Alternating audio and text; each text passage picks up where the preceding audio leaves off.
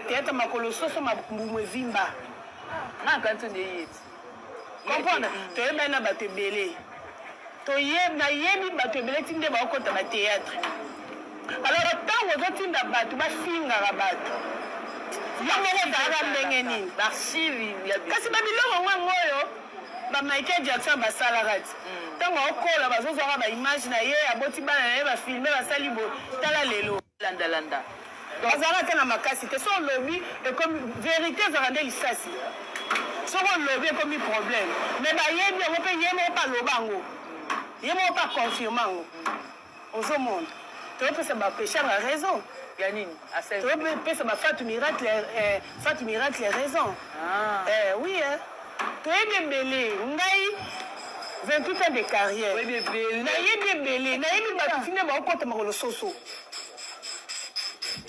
tokola makambo ebele ekoloba mais tokoloba te tokoyi distraction makolo soso libumu evimba oyo nde kwa ndimaki aza soso babengaka soso ye tayaka bongo wabi bato mosusu bakota na monde ya théâtre makolo soso mabumbu evimba na kanto nde ye comprendre toyeba na bato ebele nayebi bato ebele ti nde baokota bathéâtre alors ntango ozotinda bato bafingaka bato yango ozalaka ndenge nini kasi babiloko ngango oyo bamichael jackson basalaka ti ntango mbote balandi ya MDG de TV mafuta sika ezali ngai wa bino la grande dame car na cadre actualité ni otomesana koyela bino basango bandeko mpe kopesa conseil bandeko babolingo voice oyo bouti koyoka ezali bijou la reine moto aloba donc au fait juste après culte ya réconciliation et ça n'est même pas 24 heures ou 48 heures quand nde nayebisa bino ta tosalaki émission mukolo oyo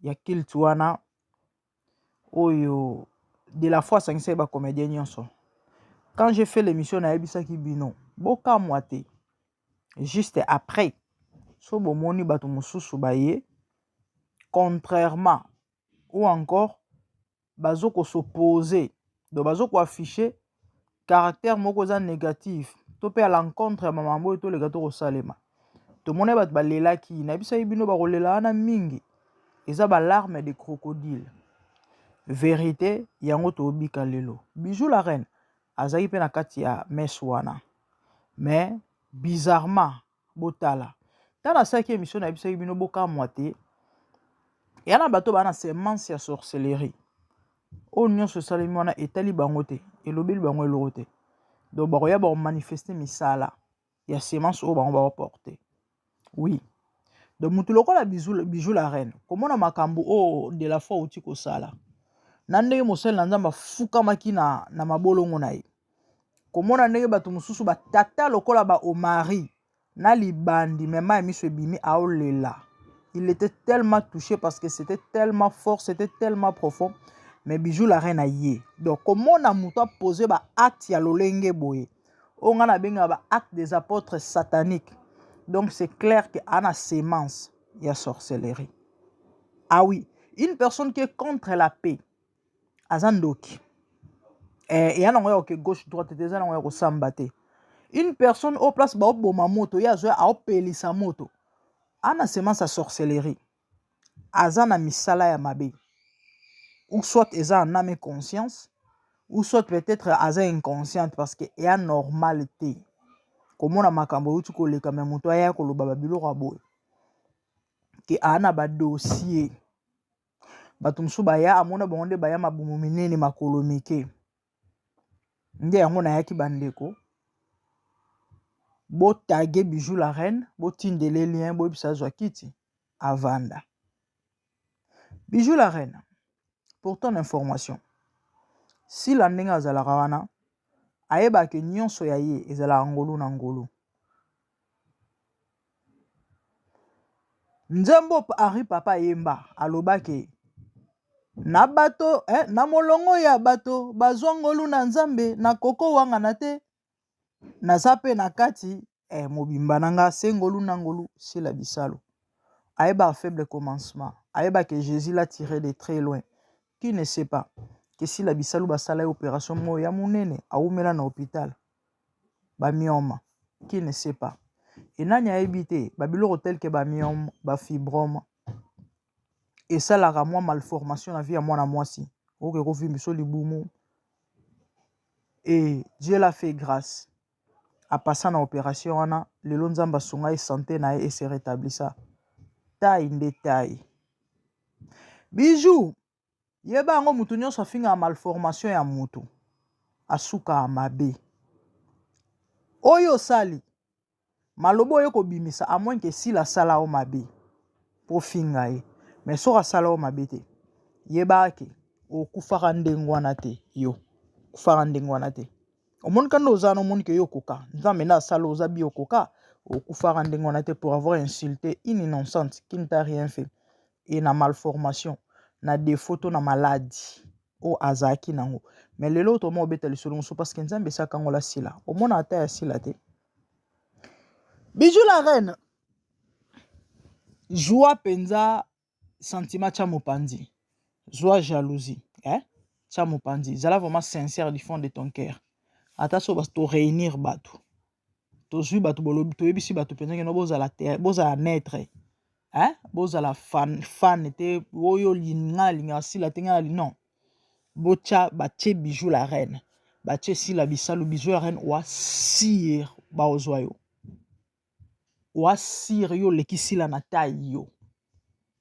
komona sila boye kozwa sila na yo wa sire bijou la reine tai na yo leki ya sila jamais sila ata ml tai ya mwasi yo oza soki 3xl bijou yo ntango banda théâtre sika kanda ozoloba no omonaka bato mosusu bayaka makolo soso mabuminene de même yo mpe ndenge oya bato bamona bayebi tomona toyebi naye bapiese ya théâtre moko ya bijou ajouaka bad girl bazala na fille moko na bosani fille na so ezalaka nani bobanda kofilme boye ava okende kobaka bakibe magique ozwa na badirabolin ava ozwa batonga ozala moke molai tu étais tellement complexé obanda omilinga te okenda obaka bakibe magie ozwa badirabolin osala obaka bamandradu lelo oyo okomi modèle okomi wana tu ressembles à tout sauf à une femme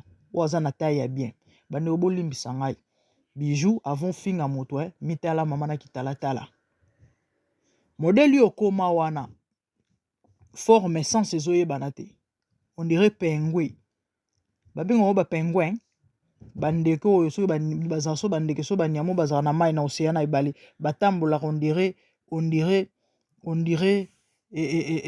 batambolaka fani makolo on dirait ndenge démarche ya bijou ekoma pourquoi parce que bibaka baka bimelamela ebebisi okomi so taille ndenge donc jaloux keto po ani parce que moninga na taille kitoko yo wana taille wana te likolo parce que olukaki okorige nzambe lelo okomi kofinga sila ovimba elongi ekomi yo mokuse lelo oyo oya kofinga ta ya sila sali yo nini bijou sila ana ta ya basi omonde aza wana mobali aotombole na pete abalanse na maboko mwasi mobali ifo akaresaka ye abalansaka ye na maboko azwi abaluki na ye bijou yo modèle yo oza na mobali nini yango aotombolo bijou mobali nini yango oyo akotombola yo atombolo pe pendant 2-3 minutes adbercer yo chéri bijou abaluki na yo et puis akitisi yo mais obuka epanditi boko ya bino mibale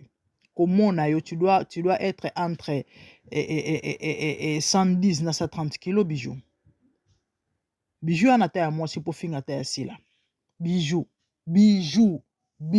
na bengi mbala bone na lobi bijou yo penza likola tatami bijou yo likola mbeto yo kozwa penza lokolo otina lipeka papa bijou yo ozwa lokolo penza otina lipeka papa yo okokata kosala ata angle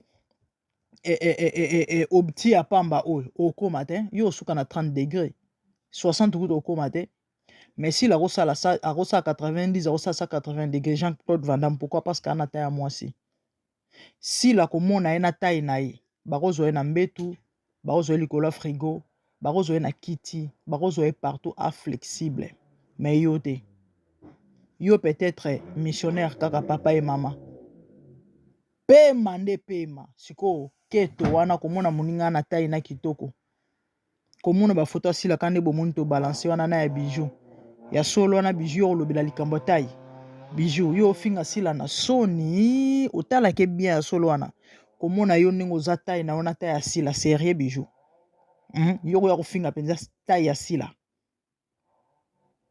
bijou botika motema mabe mama sila sali yo nini sila sali yo nini po ya kofinga obeti lisolo 28 ans ya carrière na 28 ans ya carrière bijou oza même pas na terrain ya 20 sur 20 soki na ata na nsela pambo ata na kinkole soki na wapo baninga mosusu basombaka nde kanda wana zuwa mwana mwasi oyo tomoni aye kaka ndenge olobi wana afungoli se na chaîne ya YouTube à 3 ans à peine mais aokenda na 200 000 abonnés et so akotisi film na moins d'une semaine ezobeta 200 000 vies motema tellement yo na 28 ans 28 ans eza moto abali aboti abokoli mwana akolisi mwana atangisi mwana na pa abali mwana na pa abandi pe kobota de yo moni keno lifuti eza te na musala oyo ya kosala na mokili siko omona moninga mosusu azo emerge epeso pasi na motema epo ozokata soni to obeta lisolo 28 ans mais na 28 ans na oza mokala ya collègue o aye après yo fo ka soni bijou moi ta place na ngana ka soni bato basali bavandi basali réunion ya réconciliation yo a d'accord nango to sepeli te pourquoi parce que wana semence wana lolemo nyoka oza serpent nyoka nkao olingo mela makilo bomo panza kaka tu viens rencontrer des bobards de bêtises du n'importe quoi asali yo nini moto oyo ezofinga libumu monene makolo mike libumu wana ezali suite à maladie mon ami et le fait d'insulter comme ça sache que tu ne seras pas impuni c'est la loi de la nature ah oui à moins que tu ne te repentes quelle méchanceté elle t'a fait quoi bijou yo beta lisolo ya taille yo ana taille bijou bijou yo ana taille ya mwasi tango finga taille si yo ana taille ya mwasi be ya solo wana bacha sila bacha yo wasir na taille bakozwa yo ma sœur motema mabe futaka te nayebisaka bino awa ere nyonso ke so omoni moto aomerge na banzela na ye pambola nzambe ton tour viendra mais so oza wana okima be mpo moninga ozwa to aobonga yebaki kotikala mpe kobonga tomoni bato neti babiju bino boa mpenza nzembo bayemba bokozala bongo bokotikala boye mbula na mbula boye pourquoi likola motema mabe parce que nzambe apambolaka mitema mabe te pour ton information do bomoni bino bomonaka sila okontinue komata mpo anini mitema mabe eluti bino na 28 ozwi eloko te ozongi maboko wololo yo mpenza nzembo bayemba okozonga maboko pamba yo wana yo wana bandeko navanda nazala na lola te naza na mokili donc ce n'est que normal nayeba bango ah oui même nzambe so botuni ye papa oyebi faire cher de coq akoloba nayebi ye c'est mon fils c'est ma créature oyebi nzembo ya okozonga maboko wolola akoyeba nayebi yango bana na ngai me nayembaka yango te babiju nzembo wana bato lokala babiju nde bayembela yango donc nzela ekomi molai makolo kilo mpo anini soni oya mokilo ya kotika baninga ololuka nzambo apambola ko apesaka mais tu te mets à insulter omati mafuta okikanda keto ya kofinga bato bijou mbala suka omondo oza na ni lelo ni lobi kokanaka na sila te yo na sila différence eza neti moi na butu neti tongo na butu molili na mpole distance eza tellement molai donc sila okalikilaka yo kutu ni lelo ni lobi ni de loin ni de près parce que moto niveau na ye te yo wajouer makolo ngulu ye non seulement alataka botine mabetaka na aza international aza Madrid aza Barcelone aza Paris Saint-Germain aza Chelsea aza City aza United de yo moto kuta yebi yo ta chako kutu pe kate bijou toke na Dacosta bandeko Dacosta lobi boye a commis message en disant bozela natangela bino message ya Dacosta. Dacosta lobi boye. Come on, what's this? Dacosta lobi, la vérité est vide, sans verticalité la vérité est vide, sans verticalité est une réconciliation sans justice. N'est qu'une hypocrisie. Je crois qu'on a vu texte bien. La vérité est vide, sans verticalité et une réconciliation sans justice. Voilà. Là, sans ezo couper ça parce que image on a non mon bien té. Dacosta muta oloba na bandeli. La vérité est vide, sans verticalité. Et une réconciliation sans justice n'est qu'une hypocrisie qui ne dit pas son nom. Cher ami Dacosta, tant aux la réconciliation sans justice, pour toi, justice en fallait alande nino. Justice en fallait alande nini. La vérité est vide sans verticalité. Ok. Et une réconciliation sans justice n'est qu'une hypocrisie qui ne dit pas son nom. Et pour Nasuka Lobi, assumez-vous. Mon ami, c'est toi qui dois t'assumer. De la foi, Sali les marches, étant homme de Dieu, surtout étant homme de Dieu, et puis étant confrère, il y a théâtre. Azu Silana Bellevue, Bazaïka Baromisato, troisième personne à quitté.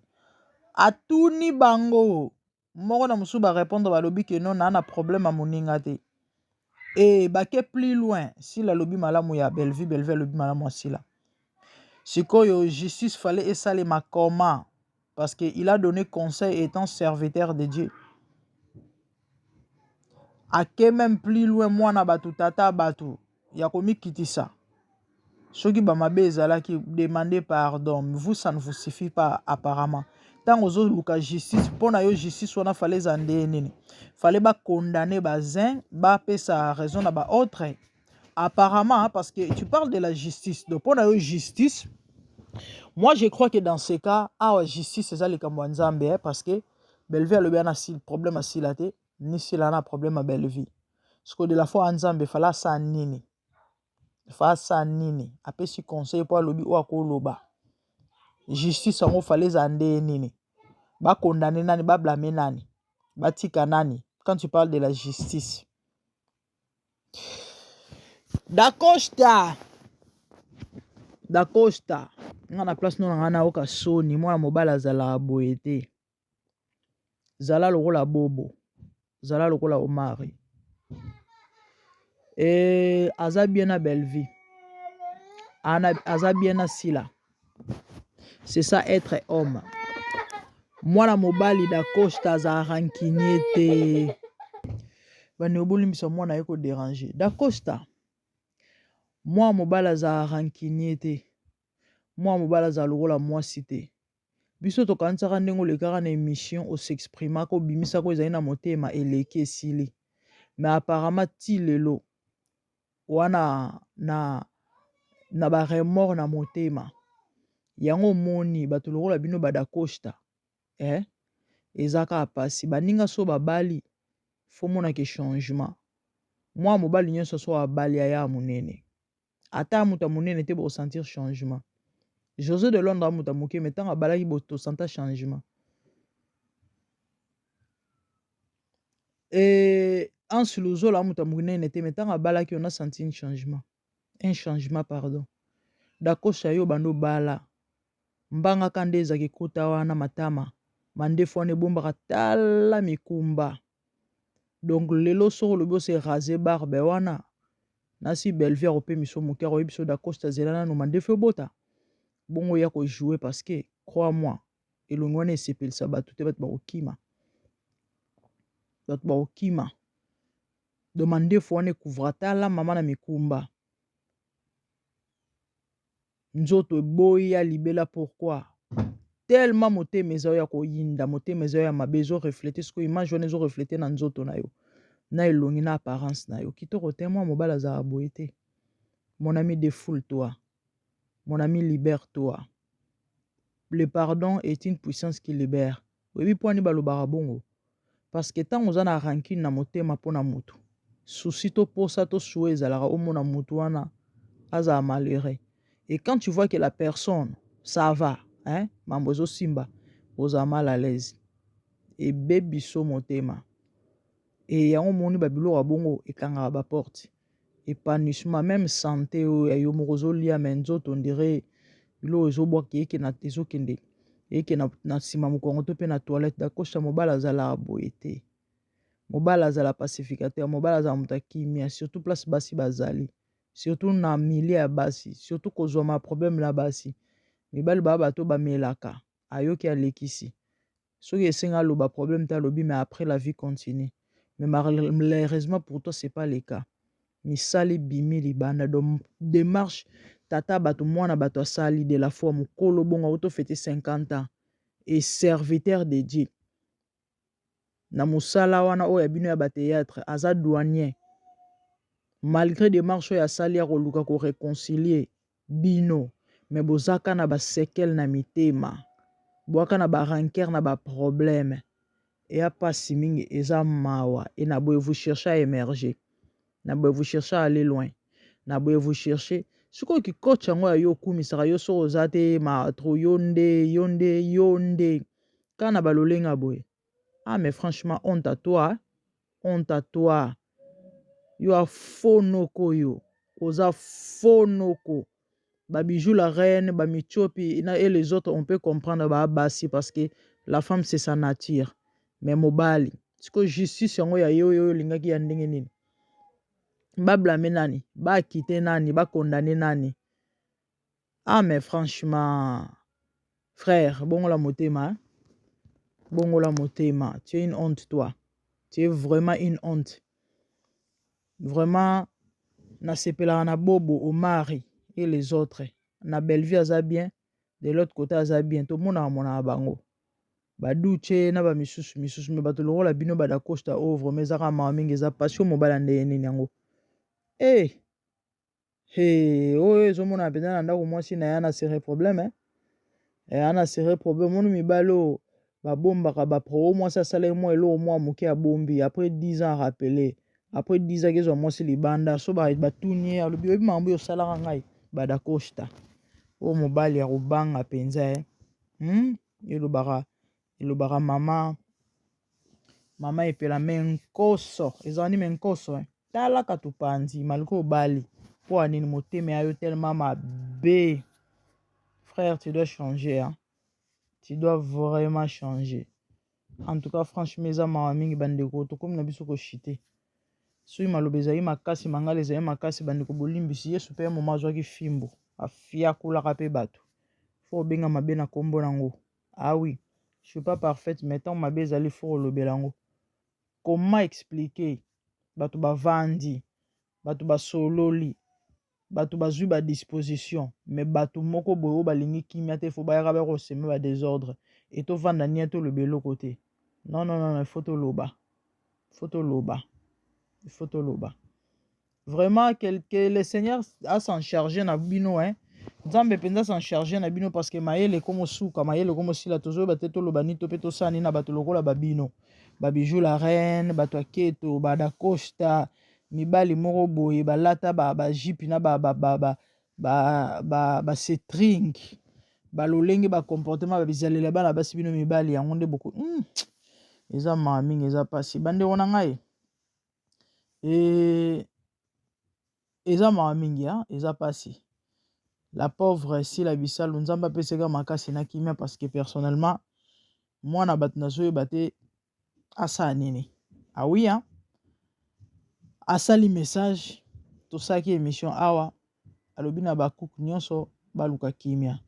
Siko eloko zoka musa bandeko bazo continuer ko finga ye. Donc en fait tozo comprendre to ne perdu tozo yebate. Donc c'est clair yana oli kambo resamba te kama amboto lo barabanda kalake succès asila bat boko ka supporter yango te. Asala malamu mutu mabe. Avant d'année à le bélo côté mutu mabe, mais finalement vous voulez quoi? Vous voulez quoi? bolingeli ye nini akufa. Oh God, bandeko tokomi na biso na suka.